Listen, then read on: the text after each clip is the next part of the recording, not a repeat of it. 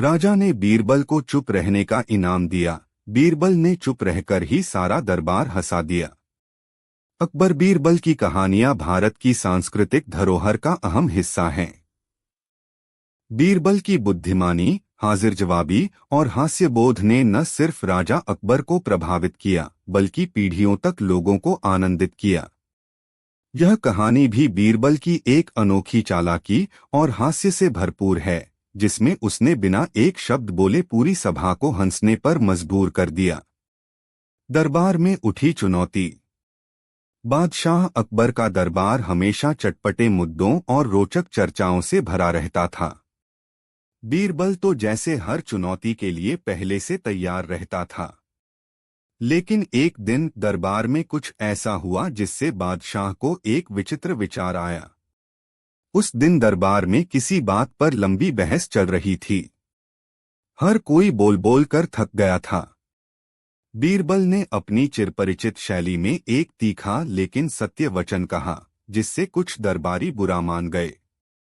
उनमें से एक दरबारी, खासकर राजा का चहेता रहीम खां, बोला, जहां पनाह, बीरबल तो हर बार बोलकर ही बाजी मार लेता है। जरा इनसे कहिए कि चुप रहकर कोई कमाल दिखाए। राजा अकबर ने मुस्कुराते हुए कहा, सच कहूं तो मैं भी देखना चाहता हूं कि क्या बीरबल बिना बोले भी उतना ही प्रभावशाली हो सकता है। राजा ने तुरंत ऐलान किया, बीरबल, मैं तुम्हें एक हफ्ते तक चुप रहने की चुनौती देता हूं। यदि तुम बिना बोले इस दरबार में कोई ऐसा कार्य कर सको जिससे सब दरबारी हंस पड़े, तो मैं तुम्हें 100 स्वर्ण मुद्राओं का इनाम दूंगा। बीरबल ने सिर झुकाकर स्वीकृति दी और कुछ नहीं बोला। सब दरबारी मुस्कराए, मानो अब बीरबल की बुद्धि की परीक्षा होगी। चुप्पी का पहला दिन। बीरबल ने राजा की बात को दिल से स्वीकार कर लिया और अगले ही दिन से उसने पूरे दरबार में मौन धारण कर लिया।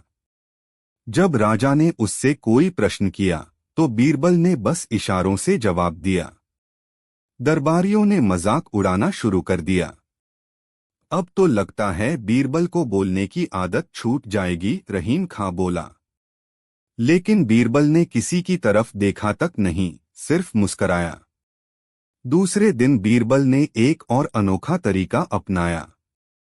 वह दरबार में एक बहुत बड़ी किताब लेकर आया। किताब के पन्ने को पलटते समय वो अजीबोगरीब चेहरे बनाता और हर पन्ने पर कोई मजेदार चित्र दिखाता। कुछ दरबारी उसकी भावभंगिमाओं पर हंसे, पर वह अभी भी उस बिना बोले हंसाने वाली चुनौती तक नहीं पहुंचा था। रहीम खां की साजिश। इस पूरे मौन सप्ताह के दौरान रहीम खां की कोशिश थी कि किसी भी तरह बीरबल का यह प्रयोग विफल हो जाए। रहीम खां ने एक योजना बनाई। उसने एक अभिनेता को बुलाया जो बीरबल का वेश बनाकर दरबार में मजाक उड़ाए। वह सोचता था कि बीरबल इस पर प्रतिक्रिया देगा और उसका मौन टूट जाएगा।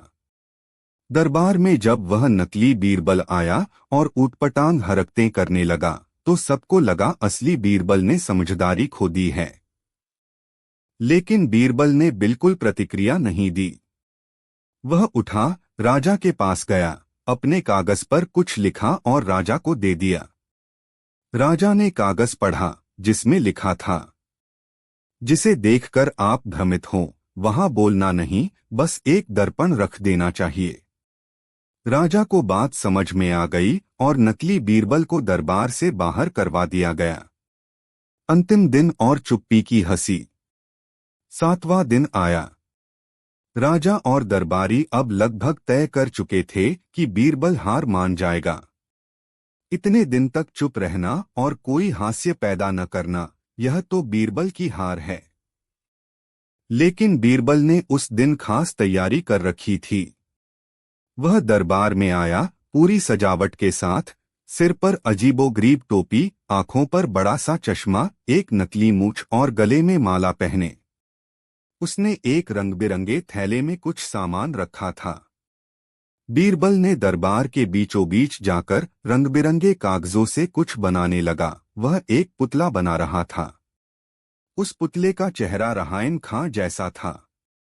फिर बीरबल ने एक छोटा सा पोस्टर निकाला जिसमें लिखा था, यह है मौन समझदारी, बोलने से नहीं सोचने से हंसी आती है। बीरबल ने फिर पुतले को उठाया और उसकी नाक में एक फूल अटका दिया जो जब दबता था तो आवाज आती थी, मूर्ख हूं मूर्ख हूं। सारा दरबार ठहाकों से गूंज उठा। राजा ने खुद अपनी हंसी नहीं रोक पाई। रहीम खां का चेहरा लज्जा से लाल हो गया। जब हंसी थमी, राजा ने कहा, बीरबल तुमने बिना बोले जो कर दिखाया वो अद्भुत है। यह साबित हो गया कि बुद्धि की भाषा मौन में भी समझी जा सकती है। तुमने न केवल खुद को साबित किया बल्कि दरबार